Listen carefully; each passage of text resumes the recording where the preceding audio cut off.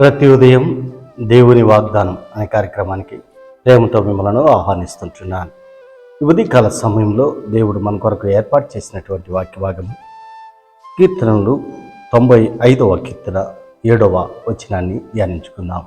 95వ కీర్తన 7వ వచనాన్ని ధ్యానించుకుందాం. రండి, నమస్కారం చేసి సాగిలపడదాం, మనను సృజించిన యెహోవా సన్నిధిని మోకరించడం. నేడు మీరు ఆయన మాట అంగీకరించిన యెడల ఎంత మేలు. క్రీస్తునందు ప్రియమైన దేవుని బిడ్డలారా, ఈ యొక్క చదవబడినటువంటి వాక్య భాగంలో మనం గమనించినట్లయితే ఈరోజు మనకు దేవుడు మనకిస్తున్నటువంటి వాగ్దానము, నేడు మీరు ఆయన మాట అంగీకరించిన యెడల ఎంత మేలు. ఈ యొక్క వాగ్దానాన్ని దేవుడు ఈరోజు మనకి ఇస్తూ ఉంటున్నాడు. మరి ఈ యొక్క కీర్తన భాగాన్ని మనం గమనించినట్లయితే ఎవరు రచించారనేది మనకి స్పష్టంగా తెలియనప్పటికీ దావీదు ఈ యొక్క కీర్తన రచించినట్లుగా మనం చూస్తుంటున్నాం. ఎందుకనగా ఈ యొక్క మాటలను బట్టి దేవుని పైన దావీదుకున్నటువంటి ప్రేమను బట్టి, దావీదుకున్నటువంటి విశ్వాసాన్ని బట్టి, దావీదుకున్నటువంటి నమ్మకాన్ని బట్టి మరి దావీదు ఈ యొక్క మాటలు పలుకుతూ ఉన్నట్లుగా ఉంటున్నాడు. దావీదు ఇశ్రాయేలుకు రాజుగా ఉన్నటువంటి సందర్భంలో తన ప్రజలను మరి దేవుని వైపు మళ్లించాలని, దేవుని తట్టు తిరగాలని, దేవుని ఆరాధించాలని మరి దావీదు మరి ఉద్దేశంగా ఉంటున్నది. అందుకే మనలను సృజించిన యెహోవా సన్నిధిని మోకరించుదుము. అవును ప్రియులారా, ఆయన నిన్ను నన్ను సృష్టించాడు. ఆయన పోలిక చొప్పులో ఆయన స్వరూపమునందు మనల్ని సృష్టించాడు. మరి అందును బట్టి ఆయనకి మనము కృతజ్ఞతాస్తుతులు చెల్లించవలసిన వారమని, ఆయన మాట అంగీకరించిన ఎడల, ఆయన మాటను విని ఎడల, వినుట వలన విశ్వాసము కలుగుతుంది అని దేవుని యొక్క వాక్యంలో మనం చూస్తుంటున్నాం.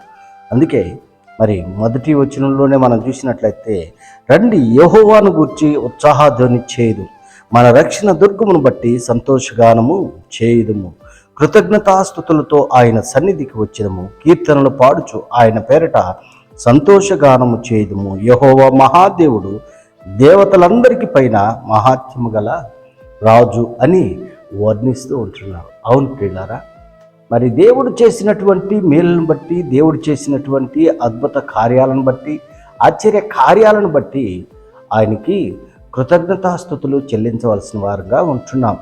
ఆయన మనల్ని రక్షించుకున్నాడు.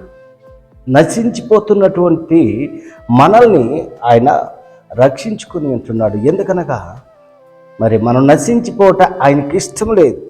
అందుకే మరి దావీదు తన ప్రజలను ఉద్దేశించి యొక్క మాటలను మాట్లాడుతూ, ఇశ్రాయేలు యొక్క ప్రజలను ఏ రీతికైతే మరి ఐగుప్తు దేశంలో నుండి బయటికి వారిని నడిపించాడు, ఏ రీతికైతే వారిని రక్షించాడు, ఏ రీతికైతే వారిని పోషించాడో మరి మనకి తెలిసినటువంటి విషయం. ఇశ్రాయేల్ ప్రజల పట్ల దేవునికి ఉన్నటువంటి ప్రేమ ఎంతో అమూల్యమైనటువంటిదిగా ఉంటున్నది. ఎందుకనగా మరి పితరులతో చేసినటువంటి వాగ్దానాన్ని బట్టి, పితరులతో చేసినటువంటి ప్రమాణాన్ని బట్టి తన ప్రజలను విడువక మరి ఎడబాయక అరణిత్యము కాచి కాపాడుతూ ఉంటున్నాడు. మరి అరణ్యంలో వారు యాత్ర చేస్తున్నప్పుడు వారికి పగలు ఎండ దెబ్బైనను, రాత్రి వెన్నెల దెబ్బైనను తగలకుండా దేవుడు వారికి మేఘస్తంభంగాను, అగ్నిస్తంభంగాను వారికి తోడుగా ఉండి నడిపించాడు. తన ప్రజల పట్ల ఆయనకున్నటువంటి ప్రేమ అలాంటిది. అందుకే మరి మనం గమనించినట్లయితే, రండి నమస్కారం చేసి మరి సాగిలపడదు.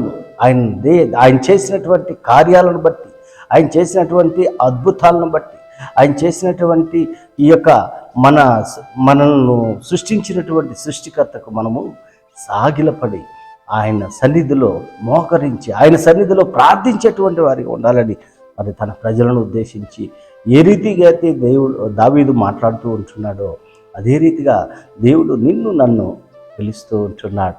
దేవుడు చేసినటువంటి కార్యాలను బట్టి, దేవుడు చేసినటువంటి అద్భుతాలను బట్టి ఆయనకు మాత్రమే మనం కృతజ్ఞతాస్తుతులు చెల్లించవలసిన వారుగా మనం ఉంటున్నాము. అందుకే ఆయన మాట అంగీకరించిన ఎడల, ఆయన్ని నీవు సొంత రక్షకునిగా నీవు అంగీకరించిన ఎడల మరి ఎంతో మేలుగా ఉంటున్నది.